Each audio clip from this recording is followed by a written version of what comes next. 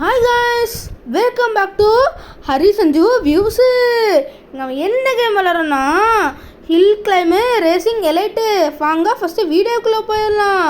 நம்ம சேனலுக்கு யாராவது புதுசாக வந்திருக்கீங்கன்னா லைக்கு, ஷேரு, சப்ஸ்கிரைபு எல்லாத்தையும் மறக்காமல் பண்ணிட்டதுங்க.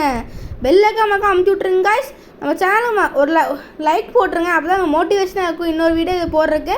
இப்போ கேம்ஸ் ஸ்டார்ட் பண்ணியாச்சு. நம்ம டார்கெட் என்ன 4 கிலோமீட்டர் கைஸ். இப்போ நம்ம எவ்வளோ போயிருக்கோன்னா 1/2 கிலோமீட்டர் தாண்டி போயிட்டுருக்கோம். இந்த கேமில் நம்ம போன வாட்டி இந்த ரெக்கார்ட் நம்ம சேஸ் பண்ணோம் காய்ஸ். இந்த வாட்டி நம்ம ரெக்கார்ட் சேஸ் பண்ணுவோம்னு நினச்சிங்கன்னா கண்டிப்பாக நம்ம லைக் போட்டு சப்போர்ட் பண்ணுங்க காய்ஸ். நான் சப்ஸ்கிரைப் பண்ணியிருப்பீங்கன்னு நினைக்கிறேன், நான் நம்புகிறேன் காய்ஸ்.